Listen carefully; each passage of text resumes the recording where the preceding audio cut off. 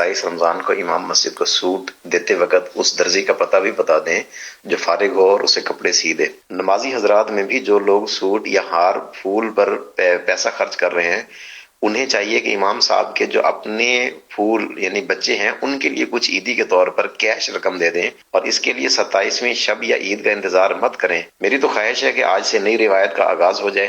امام صاحب کو پھولوں کے جو 100 ہار پہنائے جاتے ہیں، اس کے بدلے صرف ایک ہار پہنایا جائے، اور وہ چاہے 1000 والا ہو، نوٹ والا، اور آپ کے اس عمل سے دوسروں کو ترغیب بھی ملے اور امام صاحبان کا بھلا ہو جائے گا۔ میرا بھی زندگی کا ایک حصہ امامت میں تو گزرا ہے، یہ دعوت اسلامی بھی امامت میں ہی ملی ہے۔ خیر تو میرا زندگی کا انداز اپنا تھا، لیکن عام طور پہ جو امام صاحبان ہوتے وہ ظاہر کہ اتنی آمدنی سب کی ہوتی نہیں ہے، تو یہ آپ کی بات بالکل صحیح ہے، بجا ہے کہ ان کو سوٹ بھی دینا چاہیے اور اچھی کوالٹی کا ان کو کپڑا دیں، اور سلا ہوا ان کو مل جائے تو مدینہ پھر گجرے پھول، اور یہ اچھی آپ نے مثال دی کہ ان کے بھی تو پھول ہیں، چھوٹے بچے واقعی ہوتے ہیں ان کے بھی، اور ان کو بھی نظر انداز نہیں کرنا چاہیے کہ بچوں کا بھی خیال رکھنا چاہیے۔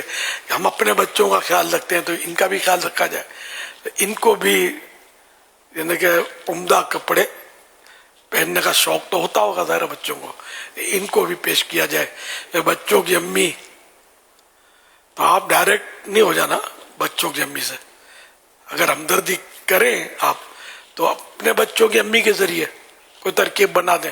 اب مٹھائی کے ڈبے، مسلے، اب آئیں گے تو مدینہ شریف ان دنوں سیزن ہے تو بعض لوگ آ کر عیدیاں کرتے ہیں، تو اب مسلح اٹھا کے لے آئے، خوبصورت رنگین تسبیح لے آئے۔ اچھا یہ سب ٹھیک ہے اپنی جگہ پر، لیکن امام صاحب مسلح کریں گے کیا یہ بتائیے؟ مطلب کیا امام صاحب دکان کھولیں ان مسلوں کی؟ کیا کریں؟ امام صاحب کو یہ چیزیں تحفے میں نہ دی جائیں، مسلے، مٹھائی کے ڈبے اور پتہ نہیں کیا کیا دے رہے ہوتے ہیں، یہ امام صاحب کے کام کی نہیں ہوتی۔ امام صاحبان کو، مؤذن صاحبان کو اگر دینا ہی ہے تو یہ سب سے مطلب بہترین تو نہیں، یہ روکڑا، نقد روکڑا بولتے ہیں ہم لوگ، کہ اس سے دوا بھی خرید سکتے ہیں۔ امام صاحب بیچارے بیمار ہیں، گھر میں بیمار ہے، کوئی مسئلے ہیں، بچوں کو دوا لانی ہے، تو یہ آپ کی مٹھائی سے دوا نہیں آئے گی، نوٹوں سے آئے گی۔